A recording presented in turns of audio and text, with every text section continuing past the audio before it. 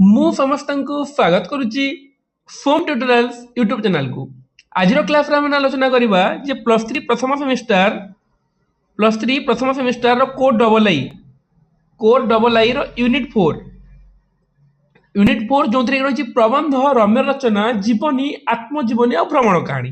ତ ଏଇଥିରୁ ଆମେ ପ୍ରବନ୍ଧର ସଂଜ୍ଞା ସ୍ୱରୂପ, ରମ୍ୟ ରଚନାର ସଂଜ୍ଞା ସ୍ୱରୂପ ଅଲରେଡି ଆଲୋଚନା କରା ସରିଛି। ଆଜିର କ୍ଲାସରେ ଆମେ ଆଲୋଚନା କରିବା ଭ୍ରମଣ କାହାଣୀ ଉପରେ। ଭ୍ରମଣ କାହାଣୀ କାହାକୁ କୁହାଯାଏ, ତା ଉପରେ କୋଉ ପାଶ୍ଚାତ୍ୟ ସାହିତ୍ୟବିଦ ମାନେ କଣ କଣ ସଂଜ୍ଞା ନିରୂପଣ କରିଛନ୍ତି ଏବଂ ତାର ସ୍ୱରୂପ, ଏତିକି ହିଁ ଆମେ ଆଲୋଚନା କରିବା। ଏବଂ ଆଉ ଗୋଟେ କ୍ଲାସରେ ଆତ୍ମଜୀବନୀ ଆଉ ଭ୍ରମଣ କାହାଣୀ ଆତ୍ମଜୀବନୀ ଆଉ ଜୀବନୀ ଏତିକି ଆଲୋଚନା କରିଦେଲେ ତୁମମାନଙ୍କର +3 ଫାର୍ଷ୍ଟ ସେମିଷ୍ଟାରର core double I syllabus complete ହେଇଯିବ।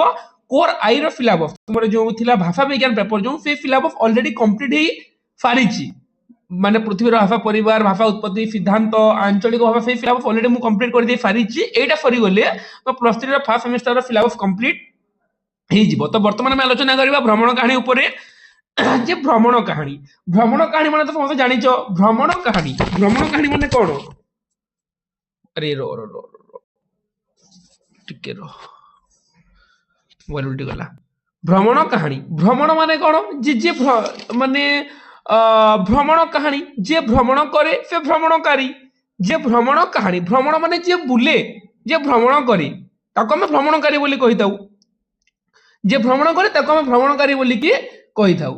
ତ ଆମେ ଦେଖିବାକୁ ପାଇବା ଯେ ଯିଏ ଭ୍ରମଣ କରେ ସେ ଭ୍ରମଣକାରୀ, ଏବଂ ସେ ତାକୁ ତାର ଯୋଉ ଭ୍ରମଣକୁ ସେ କଣ କରିଥାଏ, ଯେ କଳାତ୍ମକ ରୀତିରେ ପ୍ରକାଶ କରିଥିବ। ସେ ଭିନ୍ନ ଭିନ୍ନ ଜାଗା, ମାନେ ଗୋଟେ ରାଜ୍ୟର ଭିନ୍ନ ଭିନ୍ନ ଜାଗା ହଉ କିମ୍ବା ଦେଶ ବାହାରର ଭିନ୍ନ ଭିନ୍ନ ଜାଗା ହଉ, ଯଦି ସେଇ ଜାଗା ଗୁଡ଼ିକ ସେ ଭ୍ରମଣ କରିବ ଏବଂ ତାକୁ ଯଦି କଳାତ୍ମକ ରୀତିରେ ପ୍ରକାଶ କରିବ, ତାହେଲେ ତାହାକୁ ଆମେ ଭ୍ରମଣ କାହାଣୀ ବୋଲିକି କହିଥାଉ। ଭ୍ରମଣ କାହାଣୀ ଆଧୁନିକ ଯୁଗର ସୃଷ୍ଟି, ଯେଟା ପ୍ରାଚୀନ ସମୟରେ ନଥିଲା, ବହୁତ ଲେଟ୍ରେ ଏବେ ଏବେ ସେ ଭ୍ରମଣ କାହାଣୀ ଗୁଡାକ ମାନେ ଆଧୁନିକ ଯୁଗର ସୃଷ୍ଟି ବା ସ୍ୱାଧୀନତା ପରବର୍ତ୍ତୀ ସମୟରେ ବିଶେଷ କରି ଆମେ ଦେଖିବାକୁ ପାଇବା ଯେ ଭ୍ରମଣ କାହାଣୀ ସ୍ୱାଧୀନତା ପୂର୍ବରୁ ବି ଥିଲା, କିନ୍ତୁ ପରବର୍ତ୍ତୀ ସମୟରେ ବିଶେଷ କରି ଆମେ ଦେଖିବାକୁ ପାଇବା ଯେ ଭ୍ରମଣ କାହାଣୀ ଗୁଡିକ ଯେତିକି ଯେତିକି ବିଜ୍ଞାନ ବିକାଶ ଘଟିଛି, ମଣିଷ ଗୋଟିଏ ସ୍ଥାନରୁ ଅନ୍ୟ ସ୍ଥାନକୁ ଓ ଦେଶ ବିଦେଶକୁ ଯିବାର ସୁବିଧା ଲାଭ କରିପାରିଛି, ସେତିକି ସେତିକି ଭ୍ରମଣ କରିବାକୁ ଭଲ ପାଇଛି। ଯେ ମଣିଷ ଯେତେ ବିଜ୍ଞାନ ଦ୍ରୁତ ଅଗ୍ରସର ହଉଛି, ଅନ୍ୟ ଦେଶ ମାନଙ୍କୁ ଯିବା ପାଇଁ ମଣିଷ ପକ୍ଷରେ ସେତେ ସୁବିଧାଜନକ ହଉଛି ଏବଂ ସେ ସେତେ ଭ୍ରମଣ କରିବାକୁ ଭଲ ପାଇଛି। ଭ୍ରମଣ ଦ୍ୱାରା ମଣିଷ ବିସ୍ତୃତ ଜୀବନର ଅନୁଭୂତି ଲାଭ କରେ। ଯେ ମଣିଷ ଗୋଟେ ଜାଗାରେ ଯୋଉ ବନ୍ଧା ହେଇକି ରହିଥିବ, ଯେତେ ସୁବିଧା ପାଇବା ଦ୍ୱାରା ଯୋଉ ଭିନ୍ନ ଭିନ୍ନ ଜାଗାକୁ ଯିବ, ଯେତେ ଅଧିକ ଜ୍ଞାନ ଆହରଣ କରିବ, ସେତେ ଅନୁଭୂତି ମଧ୍ୟ ଲାଭ କରିବ। ବିଭିନ୍ନ ଲୋକ ଚରିତ୍ର ସମ୍ପର୍କରେ ଜାଣିବ, ଭିନ୍ନ ଭିନ୍ନ ଜାଗାକୁ ଯାଇକି ଭିନ୍ନ ଭିନ୍ନ ଲୋକ ଚରିତ୍ର ସମ୍ପର୍କରେ ଜାଣିବ। ବିଭିନ୍ନ ଦେଶ ଓ ଜାତିର ସଂସ୍କୃତି, ଆଚାର ବିଚାର, ଧର୍ମ ଧାରଣା, ରୀତିନୀତି, କଳା ସାହିତ୍ୟ, ଇତିହାସ, ଦର୍ଶନ ଏସବୁ ସମ୍ପର୍କରେ ଲେଖକ ବା ଗୋଟେ ବ୍ୟକ୍ତି ଯେତେବେଳେ ଭିନ୍ନ ଭିନ୍ନ ଜାଗାକୁ ଯାଇକି ବୁଲିବ, ତାପରେ ତା ମାନେ ସେ ସେତିକି ଦେଶର ସେଇ ରୀତିନୀତି ସମ୍ପର୍କରେ, ଆଚାର ବିଚାର ସମ୍ପର୍କରେ ଜାଣିପାରିବ। ଭ୍ରମଣ ଦ୍ୱାରା ସେ ଅନୁଭବ କରେ ସବୁ ମଣିଷ ଗୋଟିଏ ପରିବାର। ସେ ମନେ କରେ ବିରାଟ ବିଶ୍ୱ ଏକ ବିପୁଳକାୟ ପୁସ୍ତକ। ଯେ ଭ୍ରମଣ ଦ୍ୱାରା ସେ ମନେ କରିବ ଯେ ଗୋଟେ ଏଇ ପୃଥିବୀ ହଉଛି ଗୋଟେ ପୁସ୍ତକ। ସେହି ପୁସ୍ତକରୁ ସେ ଆପଣାର ନୟନ ସାହାଯ୍ୟରେ ଅଧ୍ୟୟନ କରେ। କବିଗୁରୁ ରବୀନ୍ଦ୍ରନାଥ ଠାକୁର ଯିଏକି ମାନେ ବଙ୍ଗାଳୀର ବହୁତ ପ୍ରସିଦ୍ଧି ଅର୍ଜନ କରିଛନ୍ତି ରବୀନ୍ଦ୍ରନାଥ ଠାକୁର। ତ ସେ ରବୀନ୍ଦ୍ରନାଥ ବିଶ୍ୱକୁ ଏକ ଗ୍ରନ୍ଥ ଓ ଆକାଶ ଓ ମାଟିକୁ ସେଇ ଗ୍ରନ୍ଥର 2ଟି ପୃଷ୍ଠା ସହିତ ତୁଳନା କରିଛନ୍ତି। ରବୀନ୍ଦ୍ରନାଥ ଠାକୁର କଣ କହିଲେ? ସେ କହିଲେ ଯେ ବିଶ୍ୱ ହଉଛି ଗୋଟେ ଗ୍ରନ୍ଥ ଆଉ ଆକାଶ ଓ ମାଟି ହଉଛି 2ଟା ପୃଷ୍ଠା ବୋଲିକି ସେ କହିଲେ। ଲେଖକ ଯେତେବେଳେ ଭ୍ରମଣ ଜନିତ ଅଭିଜ୍ଞତା ଓ ଅନୁଭୂତିକୁ ନେଇକି ଭ୍ରମଣ କାହାଣୀ ଲେଖେ, ପ୍ରଥମତଃ ସତ୍ୟ ଉପରେ ପ୍ରାଧାନ୍ୟ ଦିଏ। ଲେଖକ କଣ କରିବ, ଯେ ଯେତେବେଳେ ସେ ବୁଲିବାକୁ ଯିବ ବିଭିନ୍ନ ଜାଗାକୁ, ସେ ତାର ଭ୍ରମଣ ଜନିତ ଅଭିଜ୍ଞତା ଅନୁଭୂତି, ସେ କେବଳ ଦେଶ ବାହାର ନୁହେଁ, ନିଜ ରାଜ୍ୟ ବାହାର ବା ନିଜ ରାଜ୍ୟ ବାହାର ବି ଯେକୌଣସି ଜାଗାକୁ ସେ ଭ୍ରମଣ କରିବାକୁ ଗଲା ଏବଂ ସେ ଯେତେବେଳେ ସେ ଭ୍ରମଣର ଜାଗା, ଯୋଉ ଜାଗାକୁ ସେ ଭ୍ରମଣ କରିବାକୁ ଯାଇଛି, ସେଇ ଭ୍ରମଣର ଯୋଉ ଅଭିଜ୍ଞତା, ଯେ ସେ କଣ ଅଭିଜ୍ଞତା ଅର୍ଜନ କରିଛି ଏବଂ ତାର ଅନୁଭୂତି କିପରି ରହିଛି, ସେ ଜିନିଷକୁ ନେଇକି ସେ ଯୋଉ ଭ୍ରମଣ କାହାଣୀ ଲେଖେ, ପ୍ରଥମତଃ ସେ କଣ କରିଥାଏ, ଯେ ସତ୍ୟ ଉପରେ ଧ୍ୟାନ ଦେଇଥାଏ। ଭ୍ରମଣ କାହାଣୀ ପୁରାପୁରି ସତ୍ୟକୁ ନେଇକି ହିଁ ପର୍ଯ୍ୟବେସିତ। ତାର ଯାତ୍ରାର ବିବରଣୀ, ଯେଉଁ ଦେଶକୁ ବା ଯେଉଁ ସ୍ଥାନକୁ ଯାଏ, ସେଠି ପହଞ୍ଚିବା ଠାରୁ ଆରମ୍ଭ କରିକି ରହିବା, ନାନା ବ୍ୟବସ୍ଥା ଦେଖିବା ଓ ଫେରିବା ପର୍ଯ୍ୟନ୍ତ ବିବରଣୀ ସନ୍ଧାନ କରିଥାଏ। ତାହା ହୋଇଥାଏ ଅନେକ କାହାଣୀର ମାଳା। ସେହି ମାଳାରେ ଲେଖକ ସୂତ୍ର ପରି ରହେ। ଲେଖକଙ୍କ ମନ ମଧୁ ମିଶି ସେଇ କାହାଣୀକୁ ସରସ ଏବଂ ସୁନ୍ଦର କରିଦେଇଥାଏ। ଯିଏ ଲେଖକ ଯେକୌଣସି ଜାଗାକୁ ବୁଲିବାକୁ ଗଲା, ସେଇ ଜାଗାର ମାନେ ଅଭିଜ୍ଞତା ଆଉ ଅନୁଭୂତିକୁ ନିଜର ନିଜର ମାନେ ବା ନିଜର ଶୈଳୀ ବଳରେ ନିଜ ଶୈଳୀ ବଳରେ ତାକୁ ଅତ୍ୟନ୍ତ ସୁନ୍ଦର କରିକି ଗଢି ତୋଳିଥାଏ। ତେଣୁ ଏଥିରେ କଳ୍ପନା ଥାଏ, ଆବେଗ ଥାଏ, ସତ୍ୟ ଘଟଣା, ବ୍ୟକ୍ତି ବିଶେଷ ତଥା ଅନୁଷ୍ଠାନ ମାନଙ୍କର ଚିତ୍ର ଯଥାନୁରୂପେ ରହେ। ଯେ ସେ ଜାଗାରେ ସାମାନ୍ୟ କଳ୍ପନା ରହିବ, କିନ୍ତୁ ବିଶେଷ କରି ଆମେ ଦେଖିବାକୁ ପାଇବା ଯେ ବିଶେଷ କରି ସତ୍ୟ ଉପରେ ସେ ଗୁରୁତ୍ୱ ଦେଇଥାଏ। କଳ୍ପନା ବଳରେ ଭ୍ରମଣ କରି ନିଜ ଦେଶର ସଂସ୍କୃତି ଏବଂ ଲୋକଚରିତ୍ରକୁ ତୁଳନାତ୍ମକ ଭାବରେ ବର୍ଣ୍ଣନା କରିଥାଏ। ସେ କଣ କରିଥାଏ, ଭ୍ରମଣ କାହାଣୀ ରଚୟିତା ଯେତେବେଳେ ଯିବ ବାହାରକୁ, ଯେମିତିକି ଆମେ ଦେଖିବା ଯେ ଭୁବନେଶ୍ୱର ବେହେରାଙ୍କର ପଶ୍ଚିମ ଆଫ୍ରିକାର ଓଡ଼ିଆ ଢେଙ୍କି। ଭୁବନେଶ୍ୱର ବେହେରା ଯିଏକି ସମ୍ବଲପୁର ବିଶ୍ୱବିଦ୍ୟାଳୟର ପ୍ରଫେସର ଥିଲେ, ପ୍ରାକ୍ତନ ପ୍ରଫେସର ଥିଲେ, ସେ ଯାଇଥିଲେ ପଶ୍ଚିମ ଆଫ୍ରିକାକୁ ଏବଂ ଢିଙ୍କି ମାନେ ଜଣେ ଶିକ୍ଷକ, ସେ ଯୋଉଟାକୁ ଗଲେ ବି ଧାନ କୁଟିବ ତ ତାହାକୁ ନେଇକି ସେ କେଉଁ ଭାବରେ ଲାଇବେରିଆ ଗଲେ, ବିଭିନ୍ନ ଗଣରାଜ୍ୟ ଦେଖିଲେ, କଣ କଲେ, ସବୁ ଜିନିଷକୁ ସେ ବର୍ଣ୍ଣନା କରିଛନ୍ତି। ବର୍ତ୍ତମାନ ଜିନିଷ ତମେ ଯେମିତି ବ୍ଲଗ ବୋଲି କହୁଛ, ବ୍ଲଗ ମାନଙ୍କର ଦେଖାଯାଉନି ଯେ ଇଏ ଆସିଲା ରୁଷିଆ, ସେ ଗଲା ଆମେରିକା, ଏମିତି ଏମିତି କଲା, ସେ ଜିନିଷ ଗୁଡାକ ତ ସେଟା ବ୍ଲଗ ହେଇଗଲା, ତାକୁ ଆମେ ଭ୍ରମଣ ସାହିତ୍ୟ କହିପାରିବାନି। କିନ୍ତୁ ସେ ଜିନିଷ ଗୁଡାକ ଯଦି ଲେଖାଗଲା ଯେ ମୁଁ ଏଇଠୁ ବାହାରିଲି, ଏଇଠିକୁ ପହଞ୍ଚିଲି, ଏଇ ଜାଗାର ସଂସ୍କୃତି, ଆଚାର ବିଚାର, ଖାଇବା ପିଇବା, ଚାଲି ଚଳନ, ଏ ସବୁ ଉପରେ ଅନୁସନ୍ଧାନ କଲି, ସବୁ ଉପରେ ଗବେଷଣା କଲି, ସବୁକୁ ଦେଖିଲି ଏବଂ ତାହାକୁ ବହୁତ ସୁନ୍ଦର ଭାବରେ ସଜେଇକି ଲେଖିଲି, ତାହେଲେ ତାକୁ ଆମେ ଗୋଟେ ଭ୍ରମଣ କାହାଣୀ ବୋଲିକି କହିପାରିବା। ଅତୀତ କାଳରେ ଫାଇଆନ, ହୁଏଙ୍ଗସାନ, ମେଗାସ୍ଥିନିସ୍ ଭାରତ ଭ୍ରମଣ ଆସିଥିଲେ, ସେମାନେ ମଧ୍ୟ ରଚନା କରିଥିଲେ, କିନ୍ତୁ ତାକୁ ଆମେ ଭ୍ରମଣ କାହାଣୀ କହିପାରିବା ନାହିଁ। କାହିଁକି ନା ସେମାନେ ଆସିକି କେବଳ ତଥ୍ୟ ଦେଇଥିଲେ, କେବଳ ତଥ୍ୟ ଦେଇଥିଲେ, ଆମେ ତାହାକୁ ଭ୍ରମଣ କାହାଣୀ କହିପାରିବା ନାହିଁ। ସବୁ ଆଜି ଇତିହାସର ସାମଗ୍ରୀ ହୋଇକି ରହିଛି। ତ ଭ୍ରମଣ କାହାଣୀ ଉପରେ ଆମେ ଆଲୋଚନା କଲା। ଭ୍ରମଣ କାହାଣୀ କାହାକୁ କୁହାଯାଏ ତୁମେ ଜାଣିଲ, ଭ୍ରମଣ କାହାଣୀ କାହାକୁ କୁହାଯାଏ ଏବଂ ତା ଉପରେ ଆଉ ଟିକେ ଆମେ ଦେଖିବା ଭ୍ରମଣ କାହାଣୀ କାହାକୁ କୁହାଯାଏ। ତୁମେ ମାନେ ବର୍ତ୍ତମାନ ସମସ୍ତେ ଭ୍ରମଣ କାହାଣୀ ଉପରେ ଅବଗତ ହେଇଥିବ ଯେ ଭ୍ରମଣ କାହାଣୀ କାହାକୁ କୁହାଯାଏ ବୋଲିକି। ଜାଣିଗଲ ଭ୍ରମଣ କାହାଣୀ କେଉଁ ଭଳି ଭାବରେ ଜଣେ ଭିନ୍ନ ସ୍ଥାନକୁ ଯାଇକି, ଭିନ୍ନ ଦେଶ ହବା ଭିନ୍ନ ରାଜ୍ୟକୁ ବୁଲିକି, ସେ ଜାଗାର ବିଭିନ୍ନ ଜିନିଷକୁ ଦେଖିକି, ନିଜର ଅନୁଭୂତିକୁ ନେଇକି ବର୍ଣ୍ଣନା କଲେ ତାକୁ ଆମେ ଭ୍ରମଣ କାହାଣୀ ବୋଲିକି କହିଥାଉ। ମଣିଷ ଭ୍ରମଣ ପ୍ରିୟ। ଜ୍ଞାନ ଆହରଣ, କର୍ମସଂସ୍ଥାନ, ପ୍ରାକୃତିକ ଶୋଭା ଦର୍ଶନ, ଧର୍ମ ଅର୍ଜନ ଭଳି ବିଭିନ୍ନ କାରଣରୁ ସେ ରାଜ୍ୟରୁ ରାଜ୍ୟକୁ, ଦେଶରୁ ଦେଶକୁ ଭ୍ରମଣ କରିଥାଏ। ଭ୍ରମଣ ଦ୍ୱାରା ସେ ବିସ୍ତୃତ ଜୀବନର ଅନୁଭୂତି, ବିସ୍ତୃତ ଜୀବନର ଅନୁଭୂତି ଲାଭ କରିବା ସହିତ ବିଭିନ୍ନ ଦେଶ, ଜାତି, ସଂସ୍କୃତି ସବୁ ବିଷୟରେ ପରିଚୟ ପାଇଥାଏ। ଏଇଟା ମୁଁ ତୁମମାନଙ୍କୁ ଆଗରୁ ଅଲରେଡି ବୁଝେଇ ଦେଇଛି। ତ ଭ୍ରମଣ ସାହିତ୍ୟ ମାନେ କଣ ବୁଝିଲ? ଭ୍ରମଣ ସାହିତ୍ୟର ସଂଜ୍ଞା: ଭ୍ରମଣର ଜାତ, ପ୍ରତ୍ୟକ୍ଷ ବା ଡାଇରେକ୍ଟ ଅନୁଭୂତି ଓ ତାହାର କଳାତ୍ମକ ପରିପ୍ରକାଶ ଭ୍ରମଣ ସାହିତ୍ୟର ସଂଜ୍ଞା। ଭ୍ରମଣ ସାହିତ୍ୟ ମାନେ କଣ? ଭ୍ରମଣର ଜାତ, ଆଉ ଜଣେ ଗୋଟେ ଜାଗାକୁ ଭ୍ରମଣ କରିବାକୁ ଗଲା, ସେହି ଜାଗାରୁ ତାର ଯୋଉ ପ୍ରତ୍ୟକ୍ଷ ଅନୁଭୂତି, ସେ ଯୋଉ ଅନୁଭୂତିକୁ ସାଉଁଟିବ, ପରୋକ୍ଷ ଭାବରେ ନୁହେଁ, ସିଧାସଳଖ ଭାବରେ ସେ ଯୋଉ ଜାଗାକୁ ବୁଲିବାକୁ ଗଲା। ସପୋଜ ଭାବିନିଅ ମୁଁ ଏବେ ବୁଲିବାକୁ ଗଲି କୌଣସି ଗୋଟେ ରାଜ୍ୟ, ମାନେ କାଶ୍ମୀର କିମ୍ବା ଗୋଆ କିମ୍ବା ମୁମ୍ବାଇ, ଦିଲ୍ଲୀ ଗୋଟେ ଜାଗାକୁ ବୁଲିବାକୁ ଗଲି। ସେ ଜାଗାରେ ମୁଁ କଣ କଲି ଯେ ସେ ଜାଗାରେ ଯୋଉ ଅନୁଭୂତି, ଯୋଉ ସେ ଲୋକମାନଙ୍କର ଆଚାର ବ୍ୟବହାର, ଚାଲିଚଳନ, ଖାଦ୍ୟ ପେୟ, ବସ୍ତୁ କିମ୍ବା ବିଭିନ୍ନ ଦର୍ଶନୀୟ ସ୍ଥାନ ଗୁଡାକ ଯୋଉ ଦେଖିଲି, ଯୋଉ ପ୍ରତ୍ୟକ୍ଷ ଭାବରେ ଦେଖିଲି, ସେ ଯୋଉ ମୋର ଅନୁଭୂତି କିପରି ଥିଲା, ସେ ଜିନିଷକୁ ମୁଁ କଳାତ୍ମକ ଭାବରେ ଯଦି ପରିପ୍ରକାଶ କଲି ବା ସାହିତ୍ୟିକ ରୀତିରେ ଯଦି ଗୋଟେ ଶୈଳୀ ଦେଇକି ବା ସୁନ୍ଦର ଭାବରେ ତାକୁ ଯଦି ମୁଁ ଲେଖିଲି, ତାହେଲେ ତାକୁ ଆମେ ଭ୍ରମଣ କାହାଣୀ ବୋଲିକି କହିପାରିବା। ଏ ଦୃଷ୍ଟିରୁ ଯେକୌଣସି ଭ୍ରମଣ କାହାଣୀ ଭ୍ରମଣ ସାହିତ୍ୟର ମର୍ଯ୍ୟାଦା ପାଇପାରିବ ନାହିଁ। ଏ ଦୃଷ୍ଟିରୁ କୌଣସି ଭ୍ରମଣ ବିବରଣୀ, ସବୁ ଭ୍ରମଣ ବିବରଣୀକୁ ଆମେ ଭ୍ରମଣ ସାହିତ୍ୟ ବୋଲି କହିପାରିବା ନାହିଁ। ସେଟା ତାର ଭ୍ରମଣ କାହାଣୀର ଶୈଳୀରେ ଲେଖାଯାଇଥିବା ଦରକାର। ଏଥିରେ ଗଭୀର ଅନୁଭୂତି ରସାୟନିତ ହୋଇ କଳାତ୍ମକ ରୂପ ମଣ୍ଡିତ ହେବା ଆବଶ୍ୟକ। କଳାତ୍ମକ ରୂପରେ ପରିପ୍ରକାଶ ହେଲେ ଯେ ତାହାକୁ ଆମେ ଭ୍ରମଣ କାହାଣୀ ବୋଲିକି କହିପାରିବା। ଏବଂ ତାପରେ ଆମେ ଆଲୋଚନା କରିବା ଭ୍ରମଣ କାହାଣୀର ସ୍ୱରୂପ ଉପରେ। ଭ୍ରମଣ କାହାଣୀର ସ୍ୱରୂପ ଉପରେ ମାନେ ଭ୍ରମଣ କାହାଣୀ କାହାକୁ କୁହାଯାଏ ଜାଣିଲ, ଏବଂ ତାର ସଂଜ୍ଞା କଣ ଜାଣିଲ। ତାହାକୁ ନେଇକି ଆଉ କି ଯୋଉ ସଂଜ୍ଞା ଦେଇଛନ୍ତି ବିଜ୍ଞ ବ୍ୟକ୍ତି ମାନେ, ଏମାନଙ୍କ ଭିତରେ ବହୁତ ଜଣ ସଂଜ୍ଞା ଦେଇଛନ୍ତି। ଯେ ଦେଖିବା ବହୁତ ଗୁଡେ ସଂଜ୍ଞା ଅଛି ଭ୍ରମଣ କାହାଣୀକୁ ନେଇକି। ଏ ଗିଲ୍, ଗିଲ୍ କଣ କହିଲେ ଯେ travel is a antidote of ignorance, antidote of ignorance। ଏ ଗିଲ୍ କହିଲେ କଣ ଯେ travel is the antidote of ignorance, ମାନେ ସେ କହିଲେ ଯେ antidote, antidote ମାନେ ହଉଛି antidote ର ମିନିଂ, ଆମର ଓଡିଆ ମିନିଂ ହଉଛି ଯେ ଅଜ୍ଞତା, ଅଜ୍ଞତାର, ignorance ର ମିନିଂ ହଉଛି ପ୍ରତିଷେଧକ। ମାନେ ଏ ଗିଲ୍ କହିଲେ ତମେ ଓଡିଆରେ ଲେଖିପାରିବ ଯେ ଭ୍ରମଣ ହେଉଛି ଭ୍ରମଣ ହେଉଛି କଣ ଯେ ଅଜ୍ଞତାର ପ୍ରତିଷେଧକ, ଅଜ୍ଞତାର ପ୍ରତିଷେଧକ, ଅଜ୍ଞତାର ପ୍ରତିଷେଧକ, ଅଜ୍ଞତାର ପ୍ରତିଷେଧକ ବୋଲି କହିଲେ। କାହିଁକି ନା ଆମେ ଗୋଟେ ଜାଗାରେ ଥିଲେ, ଆମେ କଣ ଅଜ୍ଞ, ଆମେ କଣ ଜାଣିଛୁ କି ଦୁନିଆ ବିଷୟରେ, କିନ୍ତୁ ବିଭିନ୍ନ ଜାଗାକୁ ଗଲେ ଯେ ବୁଲିବା, ଜାଣିବା। ତ ଏ ଗିଲ୍ କଣ କହିଲେ ଯେ travel is the antidote to ignorance ବୋଲି କହିଲେ। ତ ସେ ଅଜ୍ଞତାର ପ୍ରତିଷେଧକ ବୋଲିକି କହିଲେ। ତାପରେ ଗେଷ୍ଟାଭା ଫ୍ଲେୱର୍ଡ କହିଲେ travel makes one modest, you see what a teeny place occupy in the world। କିମ୍ବା ଇଭେନ୍ ବଟୁଟା କହିଲେ traveling it leaves you speechless। Travel if it's speechless माने किछि कहिबार कथा जो स्पीचलेस माने ता ऊपर किछि वक्तव्य दिया जाय परिबोनी then turns you into a story teller जे भ्रमण कहानी गोटे स्टोरी को लेकिन लिपिबद्ध करबा कथा बोली कि बा गोटे कहानी को लेकिन से जो अनुभूति को लेकिन स्टोरी टेलर पूरा कहानी गुड़ाक समन्वय रचित बोली कहले किए इवेन बटुटा तो आउ आम इजी जिनिस गुड़ाक देखा पिला जो गुड़ाक तुमको सहज लगे से जिनिस देखो यहाँ सहज लगे तुमको ट्राभेल टीच टोलरेशन ट्राभेल टिल्स टोलरेशन माने कौन ट्राभेल टीच ट्राभेल माने कौन ट्राभेल यात्रा टीच टीच माने कौन शिखाए टोलरेशन माने सहनशीलता माने यात्रा सहनशीलता शिखाए बोली कि बेंजामिन डिफ्रेली डिफ्रेली कहले travel teach toleration but toleration माने कौन यात्रा सहनशीलता शिखाए ए गिर कौन कहले travel is the antidote to ignorance भ्रमण हेउची अज्ञतार प्रतिषेधक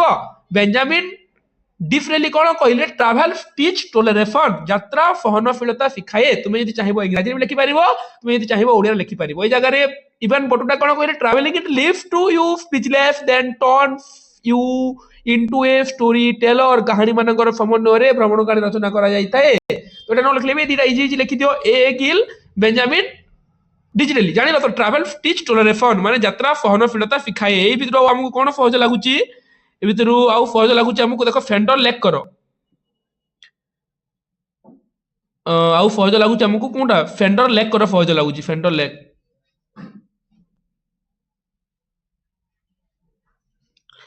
फेंडर लेक करो सहज लागुची हमको with age comes wisdom with travel comes understanding कौन कहले जे विथ एज कम्स विजडम माने बयस सहित कम्स विजडम ज्ञान आसे बयस सहित ज्ञान आसे कौन आसे बयस सहित ज्ञान आसे विथ ट्रैवल कम्स अंडरस्टैंडिंग बयस सहित ज्ञान आसे एवं ट्रैवल माने कौन यात्रा सहित अंडरस्टैंडिंग माने कौन बुझामणा आसे से कौन कहले जे बयस सहित ज्ञान आसे बयस वृद्धि हेई गले आमर ज्ञानर परिसीमा मध्य वृद्धि हेई जाए सेही बोली भाबरे यात्रा सहित विभिन्न जगह को यात्रा कले विभिन्न स्थान को बुलिले आमर बुझामणा आसे बोली कि फेंडर लेक कहले तापरे आ गुटे एटा देखिबा आमे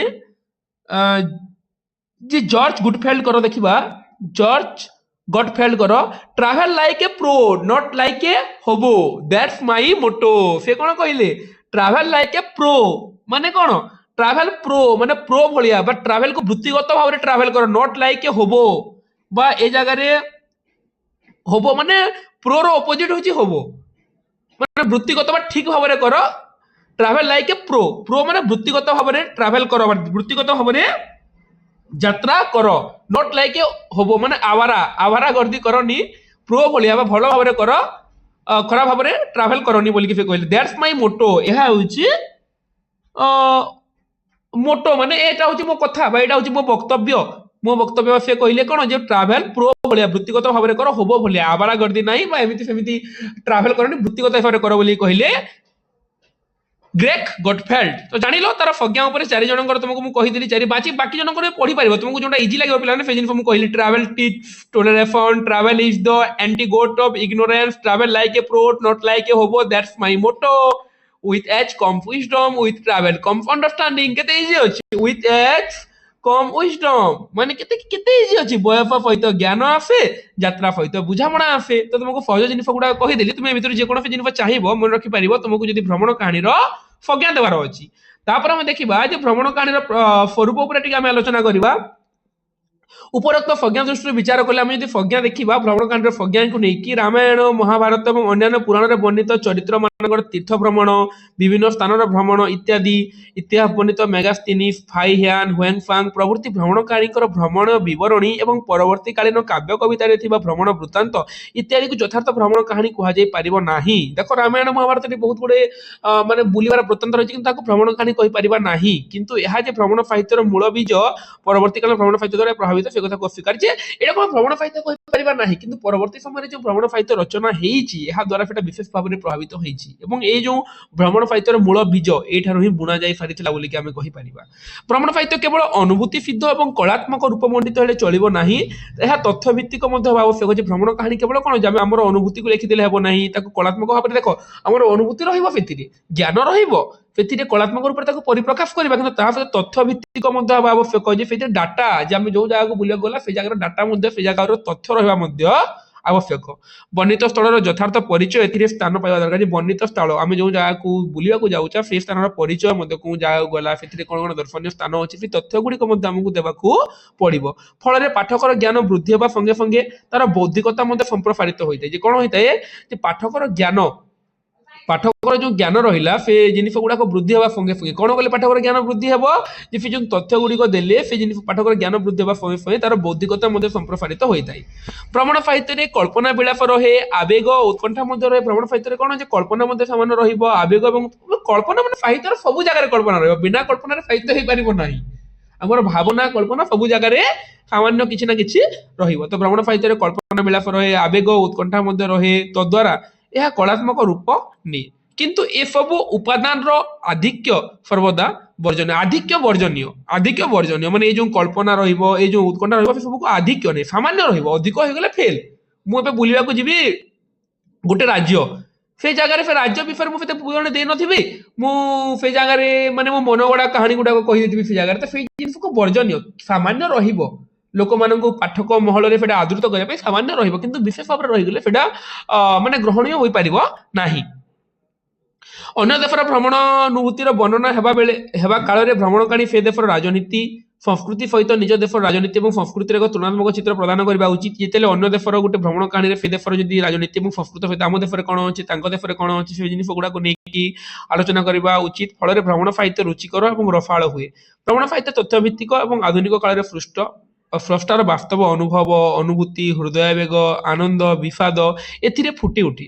ଆଜି ଏହା କବିତା, ଗଳ୍ପ, ଉପନ୍ୟାସ, ନାଟକ, ପ୍ରବନ୍ଧ ଏବଂ ସମାଲୋଚନା ଭଳି ଆଧୁନିକ ସାହିତ୍ୟର ଏକ ବିଶେଷ ଅଙ୍ଗ ରୂପେ ସ୍ୱୀକୃତି। ଯେ ଆଜି ଯେମିତି ସାହିତ୍ୟର ଭିନ୍ନ ଭିନ୍ନ ଅଙ୍ଗ ଆମେ ଦେଖିବା, ଗଳ୍ପ, ଉପନ୍ୟାସ, ନାଟକ, ପ୍ରବନ୍ଧ, ସମାଲୋଚନା, ଜୀବନୀ, ଆତ୍ମଜୀବନୀ, ଏଇଭଳି ଭାବରେ ଏ ଯୋଉ ଭ୍ରମଣ କାହାଣୀ ଏଇଟା ମଧ୍ୟ ସାହିତ୍ୟର ଗୋଟେ ଅଙ୍ଗ ରୂପରେ ସ୍ୱୀକୃତ। ତଥା ତଥ୍ୟବହୁଳତା, ଅତ୍ୟୁକ୍ତି ବା ବାହୁଲ୍ୟପୂର୍ଣ୍ଣ ବର୍ଣ୍ଣନା ଏହା ଆଙ୍ଗିକ ଓ ଆତ୍ମିକ ବିଭବକୁ ଯେପରି ବିକୃତ ନ କରେ। ଯେ ଯୋଉ ତଥ୍ୟର ବହୁଳତା କିମ୍ବା ତଥ୍ୟ ଦେବା ମାନେ ସବୁକୁ ତାର କ୍ରାଇଟେରିଆ ଅନୁଯାୟୀ, ଲିମିଟ ଅନୁଯାୟୀ ଦେବା, ଏମିତି ନୁହେଁ ଯେ ଆମେ ତାକୁ ବେଶୀ ଦେଇଦେବା ଯେମିତି କି ସେଟା ତାର ଆଙ୍ଗିକ ଏବଂ ଆତ୍ମିକ ବିଭବକୁ ଯେମିତି କି ବିକୃତ ନ କରିବା, ନଷ୍ଟ ନ କରେ, ସେଇଥିପ୍ରତି ଆମକୁ ଧ୍ୟାନ ଦେବାକୁ ପଡିବ। ଏଇଟା ହିଁ ହଉଛି ତାର ସଂଜ୍ଞା ଏବଂ ସ୍ୱରୂପ। ସଂଜ୍ଞା କଣ ଜାଣିଲ, କିଏ କଣ କହିଛନ୍ତି, ସ୍ୱରୂପ କଣ ମଧ୍ୟ ତୁମେ ମାନେ ଜାଣିଲ। ଭ୍ରମଣ କାହାଣୀ ଆରାମସେ ଲେଖିପାରିବ। ତାର ପ୍ରକାର ଭେଦ ଉପରେ ତୁମର ସିଲାବସ ନାହିଁ, ଜଷ୍ଟ ମୁଁ ତୁମକୁ କହିଦଉଛି। ଐତିହାସିକ, ରାଜନେତା ମାନଙ୍କ ଭ୍ରମଣ, ସାହିତ୍ୟିକ ଭ୍ରମଣ, ଶିକ୍ଷାବିତ୍ଙ୍କ ଭ୍ରମଣ, ବିଜ୍ଞ ମାନଙ୍କ ଭ୍ରମଣ, ଧର୍ମ ପ୍ରଚାରକ ଭ୍ରମଣ, ସାମ୍ବାଦିକଙ୍କ ଭ୍ରମଣ, ଏଇଭଳି ଭାବରେ ଅନେକ ଗୁଡିଏ ଭ୍ରମଣ କାହାଣୀ ଆମେ ଦେଖିବାକୁ ପାଇବା। ଏଇଟା ମାନେ ବର୍ଣ୍ଣନା। ଆଉ ଆମେ ଭ୍ରମଣ କାହାଣୀର ସ୍ୱରୂପକୁ ସ୍ପଷ୍ଟ ଭାବରେ ବୁଝିବାକୁ ହେଲେ ପ୍ରଫେସର ଗୋକୁଳାନନ୍ଦ ମହାପାତ୍ର, ଯିଏକି ପୃଥିବୀ ବାହାରେ ମଣିଷ ଉପନ୍ୟାସ ଲେଖିକି ବିଶେଷ କରି ତାଙ୍କୁ ପ୍ରସିଦ୍ଧି ଆଣିଦେଇଛି, ତ ସେଇ ଗୋକୁଳାନନ୍ଦ ମହାପାତ୍ରଙ୍କର ଉକ୍ତିକୁ ଆମେ ଦେଖିବା ଯେ ତାଙ୍କ ସେ କହିଛନ୍ତି, ଗୋକୁଳାନନ୍ଦ ମହାପାତ୍ର ତାର ସ୍ୱରୂପକୁ ବୁଝିବାକୁ ହେଲେ ଆମେ ଦେଖିବା ଗୋକୁଳାନନ୍ଦ ମହାପାତ୍ରଙ୍କର ଉକ୍ତି ଯେ ଭ୍ରମଣ କାହାଣୀ କେବଳ ଭ୍ରମଣ ଅନୁଭୂତିର ବର୍ଣ୍ଣନା ହେବା ଉଚିତ ନୁହେଁ। କେବଳ ଭ୍ରମଣ ଅନୁଭୂତି ପାଠକର ମନକୁ ଆନନ୍ଦ ଦେଇପାରେ। ଯେ ଏ ଯୋଉ ଭ୍ରମଣ କାହାଣୀ କେବଳ ଯୋଉ ଭ୍ରମଣ ଜନିତ ଅନୁଭୂତିର ବର୍ଣ୍ଣନା ହେବା ଉଚିତ ନୁହେଁ। କେବଳ ଭ୍ରମଣ ଅନୁଭୂତି, ସେ ଯୋଉ ଭ୍ରମଣ ଅନୁଭୂତି ସେଟା ପାଠକକୁ ଆନନ୍ଦ ଦେଇପାରେ, କିନ୍ତୁ ଜ୍ଞାନ ପିପାସୁ ମନକୁ ଅଧିକ କିଛି ଖାଦ୍ୟ ଯୋଗାଇ ପାରେ ନାହିଁ। ଭ୍ରମଣ କାହାଣୀ ସହିତ ନାନା ଭୌଗୋଳିକ ତଥ୍ୟ ଓ ବର୍ଣ୍ଣନା ସଙ୍ଗେ ସଙ୍ଗେ ସେ ସବୁ ଦେଶ ତଥା ସମାଜ ସହର ସମାଲୋଚନାତ୍ମକ ମୂଲ୍ୟ ନିରୂପଣ ଦିଆଗଲେ ଆମେ ବି ଏଇ ଜିନିଷ ଗୁଡାକ ଆଗରୁ ଆଲୋଚନା କରି ସାରିଛେ। ଯେ କେବଳ ସେ ଜାଗାରେ ଭ୍ରମଣ କାହାଣୀ ଦେଲା ବୋଲି ସେ ଜାଗାରେ ବିଭିନ୍ନ ଭୌଗୋଳିକ ତଥ୍ୟ, ବିଭିନ୍ନ ତଥ୍ୟ ଗୁଡିକ ମଧ୍ୟ ସେଥିରେ ସନ୍ନିବେଶ ହେବା ଦରକାର, ଯାହାଫଳରେ କି ସେଟା କଣ ପାଠକର ଜ୍ଞାନ ପିପାସୁ ମନକୁ ଆନନ୍ଦିତ ଦେବା ସଙ୍ଗେ ସଙ୍ଗେ ନାନା ଖାଦ୍ୟ ମଧ୍ୟ ଯୋଗାଇ ପାରିବ, ମାନେ ସେଟା ଆହୁରି ଉନ୍ନତ କରିପାରେ, ସେ ଜିନିଷ ହିଁ ହେବ। ଆଉ ତାପରେ ଏହା ଉପରେ ତୁମର ଆଉ କିଛି ନାହିଁ ପିଲାମାନେ, ଭ୍ରମଣ କାହାଣୀ ଉପରେ ଜାଣି ରଖ ଯେ ଆଉ ଗୋଟେ ଇମ୍ପୋର୍ଟାଣ୍ଟ ପଏଣ୍ଟ, ଯେ ପ୍ରଥମ ଭ୍ରମଣ କାହାଣୀ ହଉଛି ଗୋବିନ୍ଦ ରଥଙ୍କର କୁହାଯାଏ। ପ୍ରଥମ ଭ୍ରମଣ କାହାଣୀ ଗୋବିନ୍ଦ ରଥଙ୍କର ହଉଛି କଲିକତା ବର୍ଣ୍ଣନ। କଲିକତା ବର୍ଣ୍ଣନ 1875 बोधे हाँ 1875 कलिकता वर्णन को प्रथम भ्रमण कहानी कहुए गोविंदनाथ गोविंदनाथ महामेला दर्शन कटक दर्शन लाट दर्शन एमती लिखिं परवर्ती समय राधानाथ राय भ्रमण कार्य पत्र एमती बहुत गुड़े जिन रही कि प्रथम हूँ गोविंदनाथर कलिकता वर्णना हूँ प्रथम भ्रमण कहानी मन रखिबो एवं यहाँ सहित बहुत गुड़े भ्रमण कहानी रही व्यासकवि फकीरमोहन सेनापति उत्कल भ्रमण जो पद्य रचना कराई राधानाथ राय भ्रमण कार्य पत्र तापर एमती फकीरमोहन राय दाक्षिणात्य भ्रमण श्रीवत्स पन्नागर तीर्थयात्रा एमती बहुत गुड़े भ्रमण कहानी रही तुमने चाहिए किसी मन रखिपार यहाँ जो तुमको मुझे कहती मायाधर मानसिंह पश्चिम पथिक बोलिकी किंबा श्रीरामचंद्र दास यूरोप मो अनुभूति सुरेन्द्र महांती पैकिंग डायरी चीन अनुभूति को लेकर रचना कर पैकिंग डायरी भुवनेश्वर बेहरा पश्चिम आफ्रिकार ओडिया ढेंकी तुम सिनियर मान सिलाबस ये बहुत गुड़े भ्रमण कहानी रही तुमने चाहिए जिन गुड़ाक मन रखी पार गोविंद दासर देशे देशे एमती रही तो चाहिए तुम मैंने जिन गुड़ाक मन रखिपार न रखिले भी सेमती माने किसी आवश्यकता नहीं एमती नुहे तुम मन रखिले चले बोलिक कहीं तुम मान फज्ञा और स्वरूप बोलिक तुम मान कौन ये फज्ञा और स्वरूप बोलिक तो फज्ञा तुमको कहीदेली फज्ञा केते गुड़े फज्ञा और तार स्वरूप सहित तुमको मुझे तार केते गुड़े भ्रमण कहानी मुझे कहीदे तो गोटे क्लास ये जो 20 मिनट क्लास सरला तुम भ्रमण कहानी यहाँ बात क्वेश्चन मिस हे ना तुम अलरेडी सब जानीगल भ्रमण कहानी क्या कहुए भ्रमण कहानी किए कौन मत देती तार स्वरूप कौन रही है डिटेल्स आलोचना करी फारिला एवं तापर नेक्स्ट क्लास में आलोचना करबा जे जीवनी ऊपर जीवनी ऊपर हम आलोचना करबा नेक्स्ट क्लास रे जीवनी जीवनी एटा अछि जीवनी और आत्मजीवनी जीवनी और आत्मजीवनी ऊपर हम नेक्स्ट क्लास रे आलोचना करबा तो आशा करी जहाँ भी तुमको बुझेली मु वर्तमान क्लास रे भ्रमण कहानी पर तुमने बुझी पारथिबो बोली कि आ मु मो तरफ सब बेस्ट चेष्टा करे पिला माने जे तुमने केमि ताको ठीक से बुझी पारिबो बोली एना गोटे जगह आनी पढ़े देले मते किछि कष्ट लागेबोनी किंतु मु बहुत जगह आउ कोन रहिला से जिनिस रो आनी तुमको पढ़ौची तो तुमने आशा करी बुझी पारिबो बोली कि अब जदि न बुझी पारथिबो कोनसी जगह देले मते पछारिबो आ पढ़िला टाइम रे जोटा स्पीड होउची तो मो वीडियो को टिके फ्लो करिकी 0.75 रे मते तुम मो वीडियो को देखि पारिबो तुमर सेटिंग रो ऑप्शन अछि तो एतिके रे क्लास रखिबा पुणी नेक्स्ट क्लास में जीवनी और आत्मजीवनी उपर आलोचना करबा वीडियोटी को सबसे पर्यंत देखि समस्त को हृदय धन्यवाद जय जगन्नाथ जय मां सबले पुणी देखा आगामी वीडियो रे।